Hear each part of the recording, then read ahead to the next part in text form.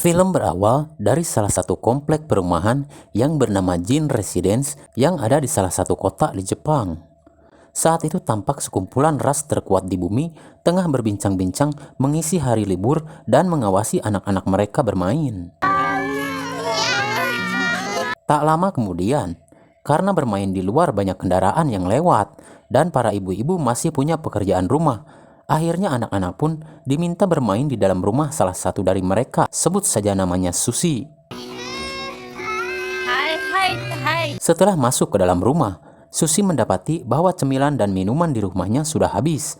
Kemudian meminta anaknya yang bernama Mei untuk tetap bermain di dalam rumah bersama teman-temannya, sementara Susi keluar untuk membeli cemilan, dan Mei pun menurut. Setelah Susi pergi, Mei dan teman-temannya bermain petak umpet. Saat itu Mei kesulitan mencari tempat untuk bersembunyi, karena tempat yang biasa digunakan untuk bersembunyi sudah diisi oleh teman-temannya. Karena takut ketahuan, Mei pun akhirnya menemukan tempat untuk bersembunyi. Beberapa lama kemudian, Susi akhirnya tiba di rumah, namun saat itu anak-anak sudah tidak ada di rumahnya. Kemudian Susi menanyakan pada para tetangganya, namun apa yang dia dapat, bahwa ternyata anak-anak yang lain sudah pulang ke rumahnya masing-masing karena Mei menghilang pada saat bermain petak umpet.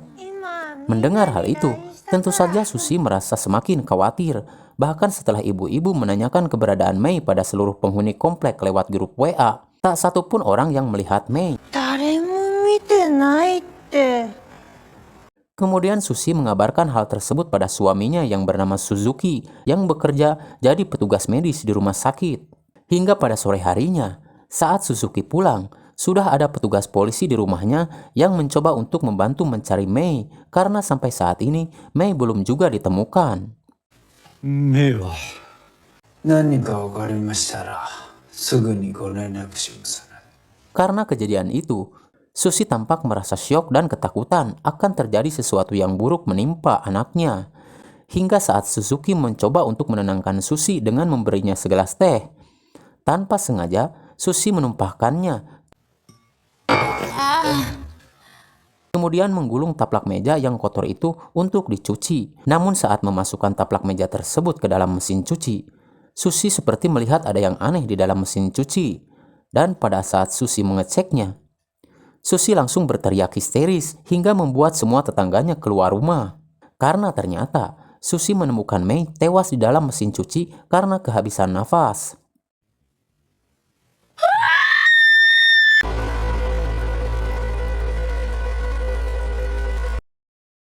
Satu tahun kemudian, Suzuki dan Susi memutuskan untuk pindah rumah ke sebuah rusun yang lebih kecil. Meski sempit, namun setidaknya Susi tidak dihantui oleh bayang-bayang Mei di rumah yang lama.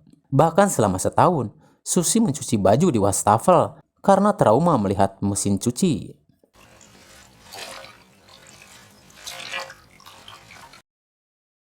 Pada suatu hari, ibunya Suzuki datang berkunjung, sebut saja Oma. Saat itu Oma sengaja datang untuk melihat kondisi Susi dan menawarkan bahwa ada sebuah kuil yang tak jauh dari tempat itu yang biasa melakukan upacara pembakaran persembahan untuk orang-orang yang sudah meninggal, bermaksud sebagai tanda kasih sayang untuk orang-orang yang sudah meninggal dan untuk menangkal aura-aura negatif yang datang mengganggu. Hingga pada esok harinya, Susi berpikir untuk menuruti saran dari mertuanya. Namun pada saat dia melihat selembaran yang mertuanya berikan, tanpa sengaja selembaran itu jatuh dan tertiup angin. Pada saat Susi mencarinya, rupanya selembaran itu nyangkut di sebuah tas kuno yang ada di sebuah pasar barang antik. Dan di tempat itu juga, Susi menemukan sebuah boneka misterius yang berada di sebuah kotak kaca yang penuh dengan tempelan mantra kuno. Hingga pada malam harinya, saat Suzuki pulang kerja, dia mendapati istrinya sedang masak makan malam dengan wajah ceria. Melihat hal itu, Suzuki pun merasa senang karena merasa istrinya tak lagi murung memikirkan Mei yang sudah tiada dan sembuh dari traumanya. Namun saat Suzuki duduk di meja makan, Dia dikejutkan dengan adanya sebuah boneka misterius yang sudah ada di sana. Kemudian Susi berkata bahwa tadi dia menemukan boneka itu di pasar barang antik. Meski harganya mahal, namun Susi memutuskan untuk membelinya. Meski merasa terganggu, namun Suzuki tak bisa protes mengetahui bahwa boneka itu bisa membuat istrinya bangkit dari keterpurukan. あ、これ持ってって。 Pada esok harinya, Susi mulai membersihkan boneka itu, memotong kukunya, mengganti dan mencuci bajunya menggunakan baju lamanya Mei, bahkan memotong rambutnya persis seperti potongan rambut Mei saat masih hidup. Juga menempatkan boneka itu khusus di kasur bekas kasurnya Mei. Melihat hal itu, Suzuki pun mulai khawatir dengan kondisi psikis istrinya, lalu memutuskan untuk berkonsultasi pada seorang dokter di rumah sakit tempatnya bekerja untuk mengecek kesehatan istrinya. Saat itu sang dokter, sebut saja dia Iko, berkata bahwa itu hal yang masih wajar karena banyak orang juga melakukan hal yang sama. Bahkan di antara mereka, ada juga yang menggunakan hewan atau boneka bayi sintetis yang mirip dengan hewan atau orang tercinta yang sudah meninggal. Dan dalam istilah medis disebut terapi pengganti, sampai saat orang tersebut benar-benar sadar dan menerima kenyataan. Mendengar hal itu, Suzuki pun merasa lega dan menuruti semua keinginan Susi yang selalu ingin membawa bonekanya yang dia beri nama Aya kemanapun dia pergi. Seolah boneka itu hidup di matanya Susi, bahkan saat membawanya belanja dan liburan, persis seperti saat mengajak Mei bersamanya. Tak cukup sampai di situ. Semua foto keluarga di rumahnya yang tadinya bersama Mei, kini semua sudah diganti dengan boneka tersebut, yaitu Aya.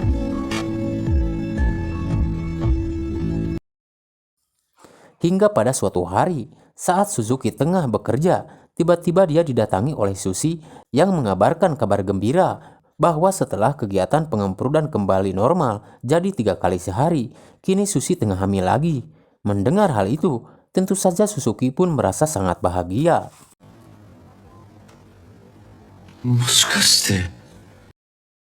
Singkat cerita, setelah kelahiran anak kedua mereka yang diberi nama Mai, perhatian Susi dan Suzuki tentu saja tertuju kepada Mai dan boneka Aya mulai tersisihkan.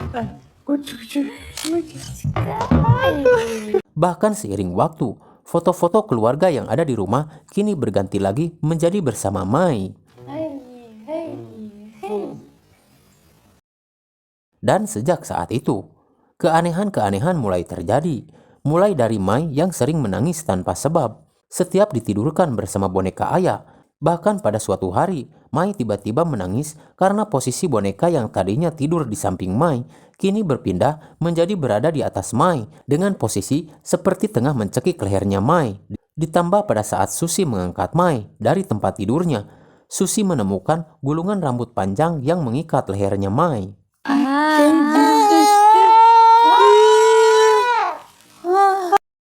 Sejak saat itu, Susi dan Suzuki memutuskan untuk mengembalikan boneka Aya pada kotak kacanya dan menyimpannya di gudang.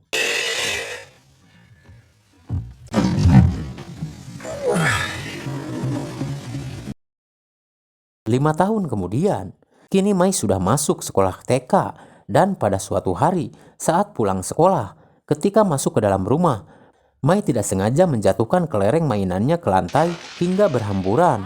Lalu Mai pun berusaha untuk mengambil kembali kelerengnya yang salah satunya masuk ke dalam gudang.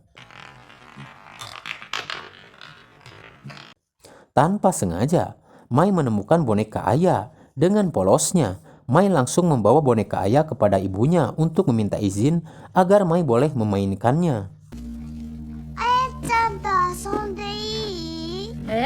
Saat Susi melihat kembali boneka tersebut, Susi merasakan ada hal yang aneh pada boneka itu. Dan jika kalian ingat guys, dulu Susi pernah memotong rambut dan kuku boneka itu menjadi pendek. Tapi entah kenapa, saat ini rambutnya kembali panjang. Bahkan kukunya juga ikut tumbuh seperti layaknya manusia. Sejak boneka itu kembali hadir di antara mereka, keanehan-keanehan kembali terjadi, bahkan kini lebih tak masuk akal. Dari mulai Susi sering mendapati Mai tengah berbicara bersama boneka Aya, seolah boneka itu bisa berbicara. Kadang pada malam hari, Mai sering ikut tidur bersama orang tuanya karena Mai berkata bahwa boneka Aya sering mengganggu dan menyakitinya karena boneka itu merasa cemburu pada Mai. Awalnya Susi menganggap itu hanya sekedar imajinasi seorang anak kecil. Namun pada suatu hari, Susi semakin dibuat bingung karena saat teman sekolahnya Mai bermain di rumahnya, temannya Mai merasa penasaran ingin melihat dan membuktikan bahwa Mai mempunyai boneka yang bisa bicara seperti yang selalu dia ceritakan di sekolah, dengan cara menarik tangan boneka tersebut agar boneka itu berteriak kesakitan. Sementara Susi dan ibu si anak tengah berada di dapur, lalu tiba-tiba temannya Mai menghampiri ibunya sambil menangis karena rupanya ada bekas 2 gigitan di tangannya. Melihat hal itu, tentu saja Susi pun marah. Meski Mai mengaku bahwa pelakunya adalah boneka Aya, bukan dia, Susi tentu tidak percaya dan meminta Mai untuk meminta maaf.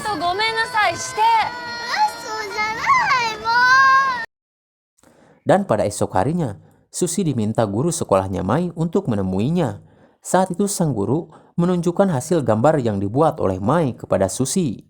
Sebuah lukisan yang tak masuk akal yang bisa dibuat oleh seorang anak TK, yaitu gambar seorang anak dan ibunya tengah tergantung pada seutas tali. Sementara gambar yang satu lagi tampak seorang pria tengah memasak air panas. Kemudian saat sang guru menanyakan apa arti gambar itu kepada Mai, Mai mengaku bahwa dia juga tidak tahu. Dia hanya mengikuti apa yang disuruh oleh Aya. Lalu guru itu pun bertanya kepada Susi siapa Aya yang dimaksud oleh Mai. Saat itu Susi tak bisa menjawabnya karena percuma. Guru itu tidak akan percaya jika Aya yang dimaksud adalah sebuah boneka. Karena hal itu, Susi pun akhirnya memutuskan untuk membuang boneka tersebut dan menyerahkannya pada petugas sampah untuk dihancurkan.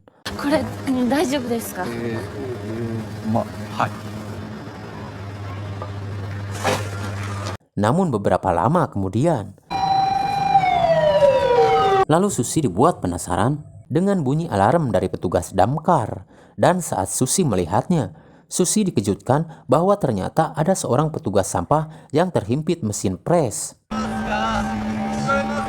Susi juga melihat Mai yang tiba-tiba datang membawa boneka Aya dari truk sampah kembali ke rumahnya dengan wajah yang marah.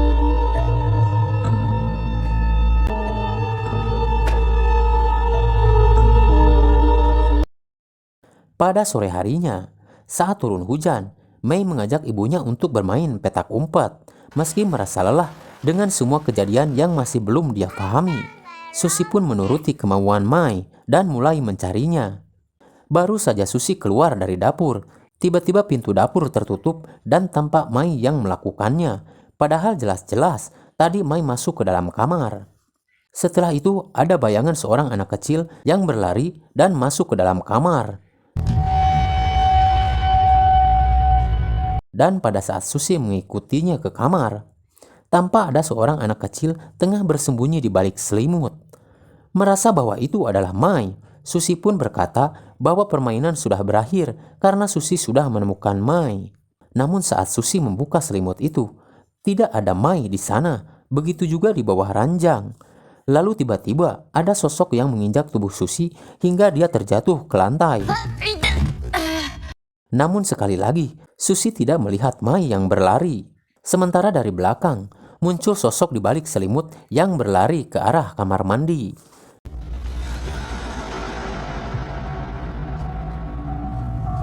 Dan pada saat Susi mengikutinya ke kamar mandi, Susi melihat sepasang tangan anak kecil yang keluar dari mesin cuci, lalu tak lama masuk ke dalamnya.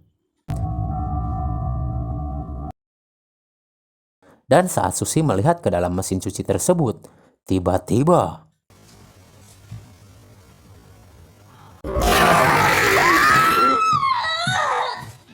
karena panik, Susi tak sengaja menjatuhkan sosok itu ke lantai yang ternyata adalah Mai yang tampak meringis kesakitan.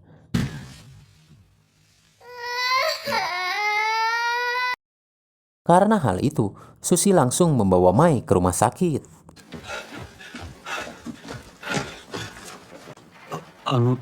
大丈夫なんですか？ Untungnya Mai hanya mengalami luka ringan. Kemudian dokter Iko mengajak Susi untuk ikut bersamanya, bermaksud untuk sekalian memeriksa kesehatan Susi karena ternyata dokter yang lain yang memeriksa Mai ingin menunjukkan sesuatu pada Suzuki, yaitu tentang luka cakaran yang ada di punggungnya Mai, dan bertanya apakah Suzuki tahu tentang luka itu. Melihat hal itu, Suzuki langsung bertanya kepada Mai siapa yang melakukannya. Namun saat itu, Mai tidak mau menjawab karena dia berkata jika dia memberitahu kepada orang lain, maka Mai akan celaka. 言ったらまたやられる。 Mengetahui hal itu, Suzuki menyangka bahwa Susi pelakunya dan merasa bahwa Susi harus mendapatkan perawatan untuk memulihkan kondisi psikisnya, sementara Mai dititipkan pada Oma untuk sementara waktu. Namun saat itu, Susi meminta Suzuki untuk menjauhkan boneka Aya dari Mai dan membawanya ke kuil untuk dilakukan upacara pembakaran. Suzuki pun bersedia jika itu memang akan membuat Susi merasa lebih baik. それで安心できるなら。 Hingga pada malam harinya, Suzuki menghubungi pihak kuil dan berbicara dengan seorang biksu yang bernama Terashima. Saat itu biksu Terashima berkata bahwa pihak kuil akan menentukan kapan jadwal upacaranya akan dilaksanakan, karena untuk saat ini jadwal sudah penuh dan baru bisa dilakukan bulan depan. Namun untuk saat ini, Terashima meminta Suzuki untuk mengirimkan foto boneka dan kotaknya dari semua sisi sebagai syarat pendaftaran. Setelah Suzuki memfoto dan mengirimkannya pada Terashima, Suzuki menemukan sebuah ukiran yang menjelaskan bahwa boneka itu dibuat oleh Kokichi Yasumoto untuk putrinya yang bernama Rei.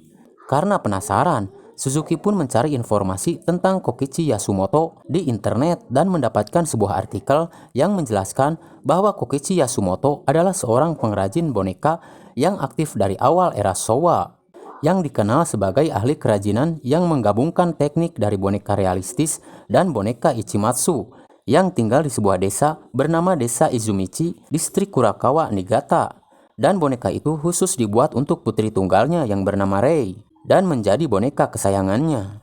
Lalu tak lama setelah itu, Suzuki mendapatkan panggilan telepon dari Terashima yang mengabarkan bahwa setelah melihat foto dan kotaknya boneka itu, pihak kuil harus segera melakukan upacara pembakaran boneka itu esok hari.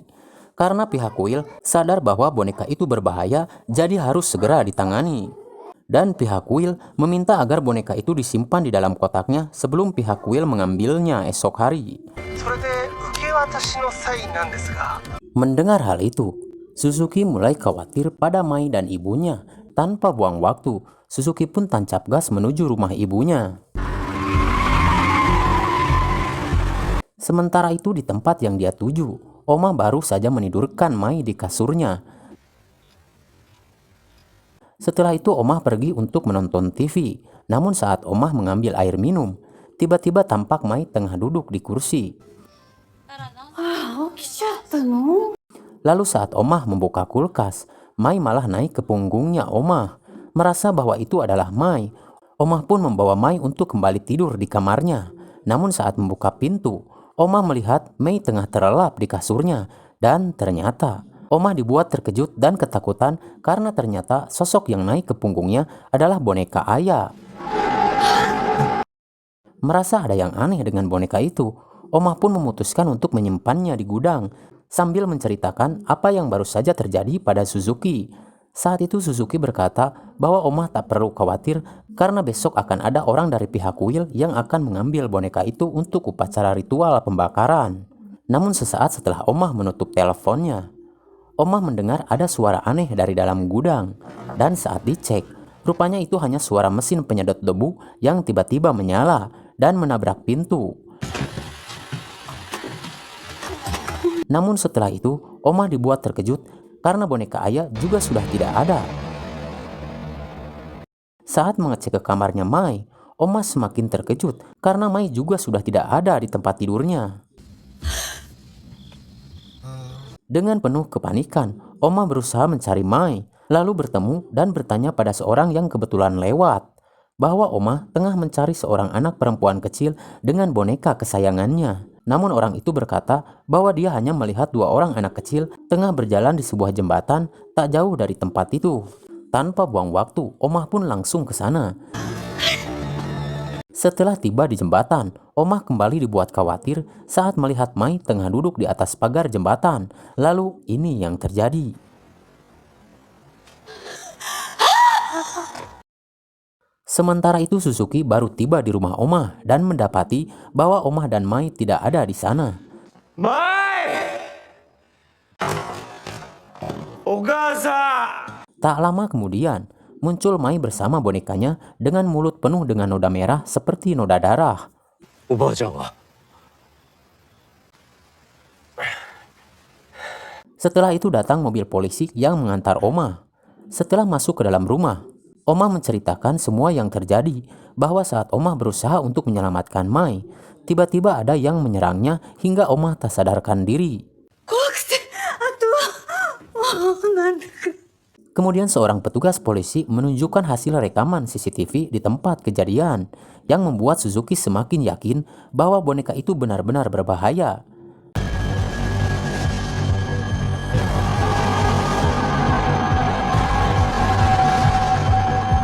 Sementara petugas polisi menganggap bahwa Oma diserang oleh orang tak dikenal dan akan melakukan penyelidikan karena tak mungkin boneka bisa hidup dan menyerang seseorang. Pada esok harinya, Terashima pun datang untuk membawa boneka Aya dan mengabarkan bahwa upacara pembakaran akan dilakukan hari ini jam 10. Setelah itu Terashima pun pergi. 10時から始まりますので。はい。 Lalu pada hari berikutnya, saat tengah bekerja, Suzuki dikejutkan dengan Terashima yang dibawa ke rumah sakit karena terluka parah. Lalu ada seorang biksu dari pihak Will yang berkata bahwa mereka tidak sanggup melakukan pembakaran karena di luar batas kemampuan mereka. Namun biksu itu berkata bahwa dia sudah menghubungi seorang ahli pengusir iblis dan tak lama lagi dia akan datang menemui Suzuki untuk menangani masalah ini. Saat menunggu orang yang dimaksud, salah satu rekan kerjanya Suzuki secara tidak sengaja menemukan sesuatu yang janggal di dalam boneka Aya.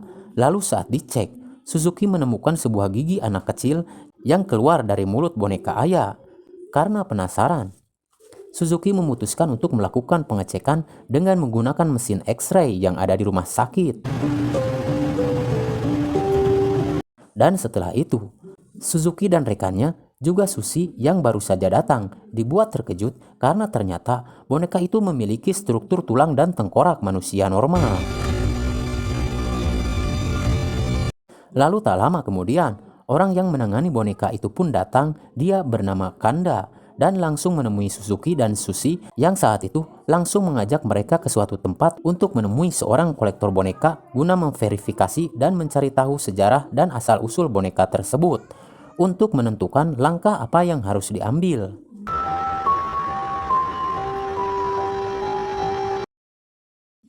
Setelah bertemu dengan orang yang dimaksud oleh Kanda yang bernama Soji Ikeya, setelah Soji Ikeya memastikan bahwa boneka itu asli dan mendapat informasi dari Suzuki bahwa di dalam boneka itu berisi tulang tengkorak anak kecil, Soji pun menyadari bahwa rumor yang selama ini dia dengar ternyata benar. Bahwa dulu saat Soji masih muda, saat dia bekerja sebagai petugas polisi di distrik Kurokawa Niigata, ada seorang pengrajin boneka bernama Kokichi Yasumoto yang menyerahkan diri ke kantornya. Saat mendengar pengakuannya, Soji mendengar sesuatu yang mengerikan. Saat itu Kokichi mengaku bahwa dia memiliki seorang anak yang bernama Aya yang menderita penyakit kronis. Pada suatu hari, karena merasa kasihan, istrinya Kokichi yang bernama Taiko memutuskan untuk mengakhiri penderitaan anaknya dengan mendiskon umur mereka berdua. Namun tali yang menggantung Taiko terputus dan membuat Taiko selamat, sementara Aya tewas. Mengetahui hal itu, demi menutupi kejahatan istrinya, Kokichi memutuskan untuk melakukan sesuatu yang gila, yaitu merebus jasad Aya hingga menjadi tulang belulang, lalu merekonstruksi tubuhnya menggunakan tanah liat dan memasang kuku dan rambutnya Aya menjadi sebuah boneka yang dia sebut boneka terindah. 僕や爪を Lalu setelah Taiko meninggal, Kokichi menguburkan Taiko bersama boneka ayah sesuai permintaan Taiko sebelum meninggal di sebuah pulau bernama Pulau Kanajima. Awalnya Soji tidak percaya dengan pengakuan Kokichi, lalu memutuskan untuk menggali kuburan Taiko guna membuktikannya. Namun setelah kuburan Taiko digali, Soji tidak menemukan boneka ayah. Sampai hari ini, saat Kanda, Suzuki, dan Sushi membawa boneka itu ke rumahnya. Dan entah bagaimana, boneka itu bisa Sushi temukan di sebuah pasar barang antik. Saat itu Kanda menduga bahwa dulu boneka buatan Kokichi memiliki nilai jual yang tinggi dan dicari oleh banyak kolektor boneka. Karena hal itu, mungkin ada orang yang lebih dulu sengaja menggali dan mencuri boneka itu untuk dijual sebelum Soji menggali kuburan Taiko. 人形を早く持って帰ってくれないか。 Setelah mendengar cerita dari Soji, Kanda menduga bahwa boneka ayah selama ini tengah mencari pemiliknya atau ibunya. Dan untuk mengatasi masalah ini, boneka itu harus dikubur kembali bersama jasad Taiko agar arwah ayah kembali tenang bersama ibunya. Namun masalahnya adalah Kanda, Suzuki, dan Sushi tidak tahu letak di mana kuburan Taiko berada. Mereka hanya tahu bahwa kuburan Taiko ada di Pulau Kanajima. Kemudian Kanda berkata bahwa dia akan melakukannya seorang diri, lalu meminta Suzuki dan istrinya untuk pulang ke keluarga mereka. あとは私の仕事ですから。 Namun saat itu, Sushi bersikeras untuk ikut. Sebagai seorang ibu, Sushi tahu betul bagaimana rasanya kehilangan seorang anak. Selain itu, Sushi juga ingin memastikan bahwa boneka itu tidak lagi mengganggu keluarganya. Karena hari mulai gelap, mereka memutuskan untuk menginap di sebuah hotel, lalu Kanda meminjam sebuah peta yang ada di hotel itu untuk melakukan ritual khusus guna mencari lokasi di mana kuburan Taiko berada. この地図お借りできますか。 Tanpa buang waktu, Kanda pun bersiap memulai ritual dengan alat khususnya, dibantu oleh Suzuki dan istrinya. Setelah mantra dibacakan dan alat mulai menunjukkan titik lokasi, Kanda meminta Suzuki dan istrinya untuk memindai gambar peta lalu memperbesarnya 3 kali lipat agar titik lokasi semakin jelas.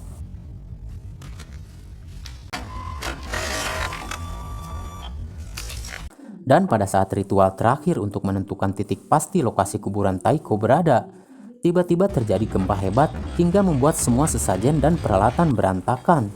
Bahkan kotak yang mengurung boneka ayah pun jatuh dan membuat boneka itu keluar, bersamaan dengan lampu yang tiba-tiba padam. Karena hal itu, Kanda meminta Sushi untuk mencari kamera foto jadul yang ada di dekatnya dan menggunakan cahaya flash dari kamera tersebut sebagai penerangan agar bisa membantu Kanda dan Suzuki menangkap kembali boneka ayah yang terlepas. Meski cahaya yang dihasilkan hanya sekali-sekali, setidaknya Suzuki bisa sedikit melihat pergerakan boneka itu. Hingga akhirnya Suzuki berhasil menangkapnya menggunakan karung. Kemudian Kanda langsung menempelkan kertas mantra dan membuat boneka ayah yang tadinya agresif kini diam dan tidak bergerak. Lalu setelah itu, lampu tiba-tiba kembali menyala. Namun Kanda secara tidak sengaja membuat kakinya terluka saat tadi berusaha menangkap boneka ayah. Pada esok harinya, Suzuki dan Sushi yang harus melanjutkan tugas terakhir dan pergi ke Pulau Tanajima. Sementara Kanda pergi ke rumah sakit untuk merawat kakinya yang kacugak. Tanpa buang waktu, Suzuki dan Sushi pun langsung tancap gas dan tiba di Pulau Tanajima. Namun mereka punya waktu 2 jam untuk mengembalikan boneka itu ke makam Taiko. Karena akses jalan ke pulau itu akan tertutup air laut yang pasang. Jika mereka gagal, maka mereka akan terjebak dan harus menunggu esok hari sampai air kembali surut. Setelah tiba di pulau, Suzuki langsung menggunakan alat detektor logam yang diberikan oleh Kanda. Karena menurut yang dia tahu, di masa lalu orang-orang menguburkan mayat di pulau itu bersama 6 keping koin logam. Setelah beberapa lama mencoba, dibantu oleh Sushi, akhirnya alat itu berbunyi menandakan kuburan itu sudah ditemukan. Lalu setelah berdoa, Sushi pun memasukkan boneka itu ke dalamnya. Namun tanpa sengaja, foto Mei yang dia bawa ikut jatuh ke dalamnya.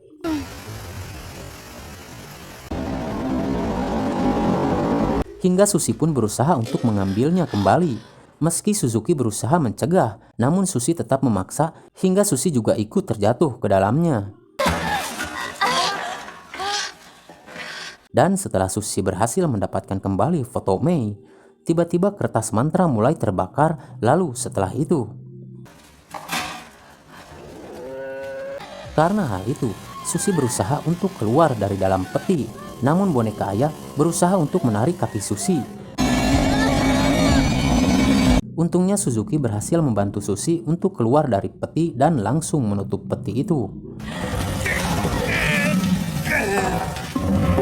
Namun ternyata boneka ayah masih berusaha ingin keluar dengan menarik rambutnya Susi yang sebagian terjepit penutup peti. Hingga terpaksa Susi memutuskan untuk memecahkan kaca fotonya Mei dan menggunakan pecahannya untuk memotong rambutnya sendiri. Hingga akhirnya Susi pun selamat dan misi pun berhasil.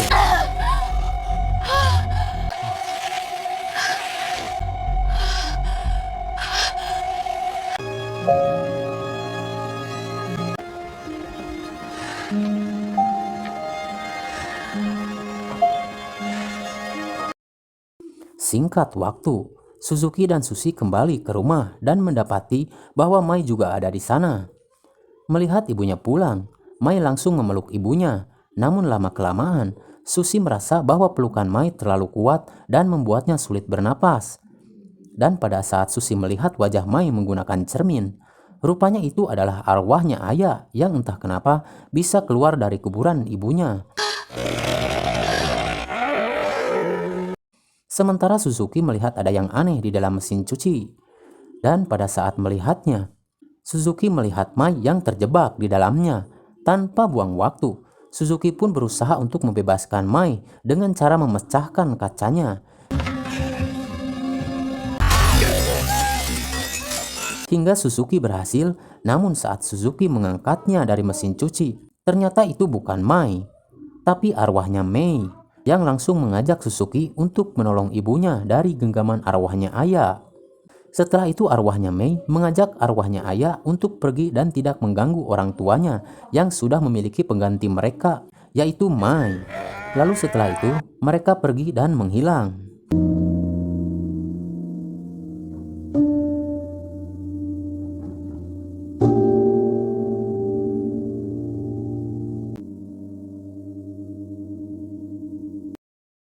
Singkat waktu, esok harinya, keluarga Suzuki kembali berkumpul dan sarapan bersama seperti biasanya dan tampak sangat bahagia.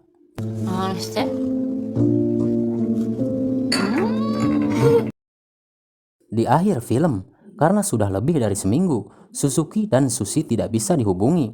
Omah mengajak Kanda untuk mengecek keadaan mereka di rumahnya. Sambil berjalan, Omah memberikan video rekaman CCTV saat Mai berbicara dengan boneka ayah di kamarnya. Namun sayang, saat naik lift, mereka berpapasan dengan Suzuki dan Susi yang berniat membawa Mai jalan-jalan.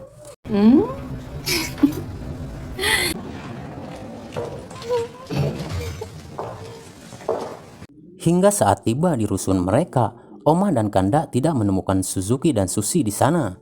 Namun Omah dan Kanda melihat ada yang aneh. Karena di meja makan, mereka melihat ada bekas makan 3 orang. 2 piring bekas orang dewasa, tampak makanan dan minumannya habis. Sementara piring dan gelas untuk anak kecil, tampak utuh bahkan terlihat basi seperti sudah berhari-hari. Sementara itu setelah melihat video rekaman secara utuh, Kanda baru sadar bahwa ternyata dari kata-kata yang Mai ucapkan, terungkap fakta yang sebenarnya. Bahwa dulu ayah sering mendapatkan perlakuan kasar dari ibunya dan berniat untuk membagi dan merebut orang tuanya Mai. Dan keputusan untuk mengembalikan boneka itu ke ibunya adalah kesalahan besar. Karena boneka itu tidak ingin kembali pada ibunya, tapi mencari orang tua baru yang bisa menyayanginya dengan tulus.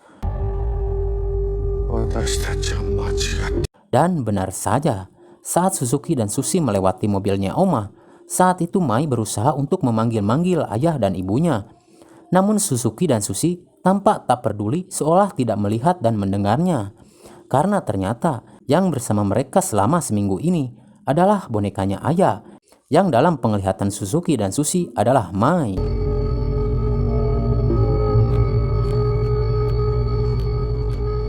Dan film pun tamat. Bagaimana? Cukup mengerikan bukan? Oke, itulah alur cerita film The Dollhouse 2025. Terima kasih buat kamu yang udah nonton sampai habis. Jangan lupa ketik kritik dan saran di kolom komentar. Saya Jin mewakili kru yang bertugas. Sampai jumpa di video berikutnya. Salam Jin Pro Film Review.